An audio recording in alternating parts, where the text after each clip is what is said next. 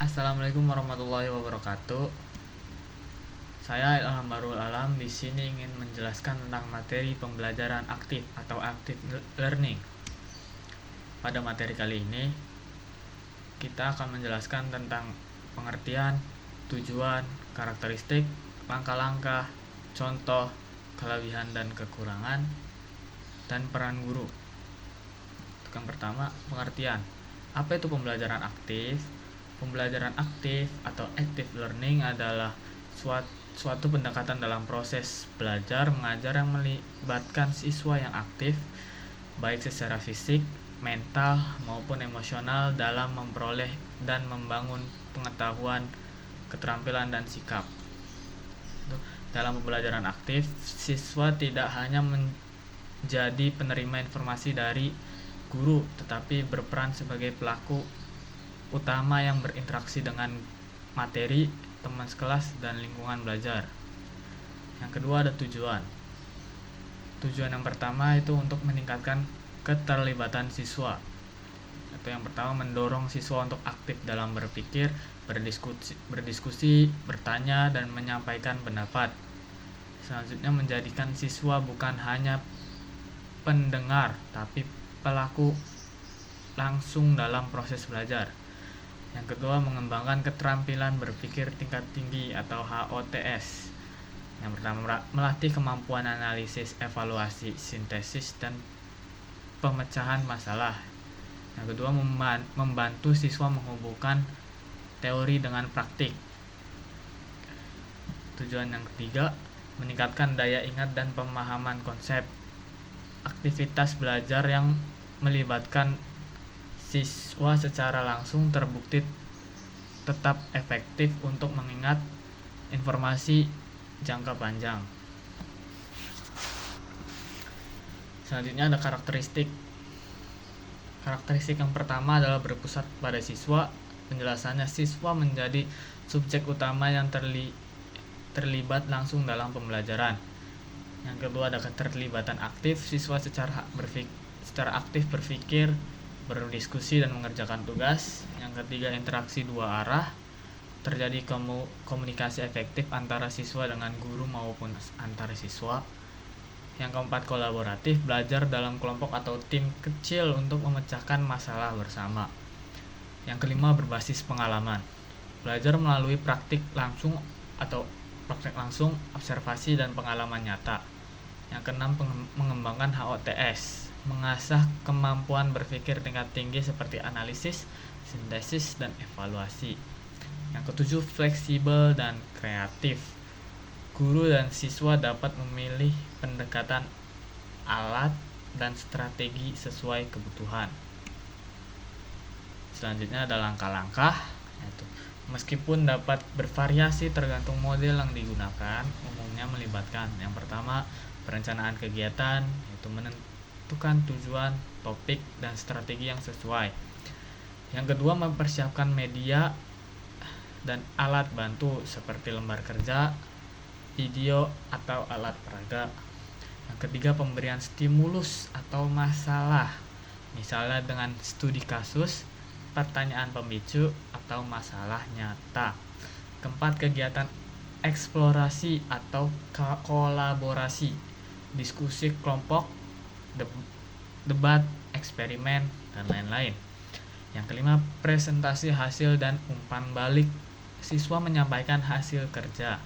Yang keenam, refleksi dan evaluasi. Siswa dan guru merefleksikan proses dan hasil pembelajaran. Selanjutnya ada contoh strategi. Yaitu contoh strategi ada 7. Yang pertama, think, pair, share, yaitu siswa berpikir sendiri lalu berpasangan untuk berdiskusi dan akhirnya berbagi hasil ke kelas. Yang kedua ada jigsaw. Jigsaw adalah materi dibagi menjadi bagian-bagian. Tiap siswa mempelajari satu bagian lalu mengajarkannya ke kelompok lain. Yang ketiga ada role play atau simulasi, yaitu siswa memerankan tokoh atau situasi tertentu untuk memahami konsep sosial atau sejarah. Yang keempat ada gallery walk, yaitu siswa membuat produk atau tulisan, ditempel di dinding kelas, lalu siswa lain mengamati dan memberikan komentar. Yang kelima ada debat aktif, siswa dibagi menjadi dua kelompok untuk mendukung atau menolak suatu pendapat. Yang keenam ada problem based learning atau PBL. Belajar dimulai dari sebuah masalah nyata yang harus dipecahkan. Yang terakhir ada mind mapping atau mengorganisasi ide atau gagasan dalam bentuk peta konsep visual. Selanjutnya ada kelebihan dan kekurangannya. Nah, itu yang pertama ada kelebihannya. Kelebihan yang pertama adalah meningkatkan partisipasi dalam motivasi siswa. Yang kedua memperkuat daya ingat dan pemahaman konsep. Yang ketiga mengembangkan keterampilan sosial dan komunikasi. Yang keempat melatih berpikir kritis, kreatif, dan reflektif. Yang kelima meningkatkan kemandirian dan rasa tanggung jawab siswa. Yang terakhir proses belajar menjadi lebih menyenangkan dan interaktif. Selanjutnya kalau ada kelebihan pasti ada kekurangan, yaitu kekurangannya yang pertama memerlukan waktu lebih lama dibanding metode ceramah. Yang kedua tidak semua siswa aktif atau berani berpendapat. Yang ketiga membutuhkan perencanaan dan persiapan matang dari guru. Yang keempat bisa menimbulkan kebisingan dan ketidakdisiplinan jika tidak terkontrol. Yang terakhir tidak semua fasilitas sekolah mendukung pembelajaran aktif.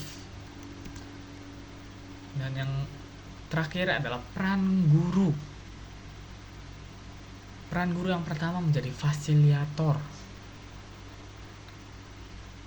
Penjelasannya menyediakan lingkungan dan situasi belajar yang kondusif dan merangsang keaktifan. Peran guru yang kedua adalah motivator atau memberikan dorongan, pujian, dan dukungan emosional agar siswa dan percaya diri. Peran guru yang ketiga adalah mediator atau menengahi diskusi atau perbedaan pendapat antar siswa. Peran guru yang keempat adalah pembimbing atau memberikan arahan jika siswa mengalami kesulitan dalam proses belajar. Peran guru yang kelima adalah evaluator atau menilai proses partisipasi dan hasil belajar siswa secara menyeluruh. Dan yang peran guru yang terakhir adalah sebagai desainer pembelajaran, yaitu merancang kegiatan dan media pembelajaran aktif yang kreatif dan relevan.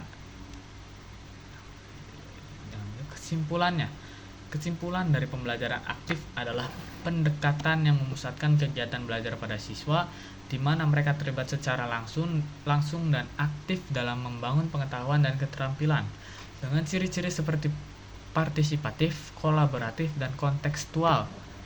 Pembelajaran aktif mampu meningkatkan pemahaman, motivasi, dan kemandirian siswa. Walau memiliki tantangan dalam pelaksanaan, seperti kebutuhan waktu dan persiapan yang lebih kompleks, keunggulan pembelajaran aktif dalam menciptakan pembelajaran yang bermakna, kritis, dan menyenangkan menjadikan strategi yang sangat relevan dengan tuntutan pendidikan abad 21. Peran guru menjadi sangat penting dalam mendesain, memfasilitasi, dan mengevaluasi pembelajaran agar benar-benar aktif, efektif, dan inklusif. Oke, sekian penjelasan dari saya, kurang lebihnya mohon maaf. Wabillahi taufiq wal hidayah. Wassalamualaikum warahmatullahi wabarakatuh.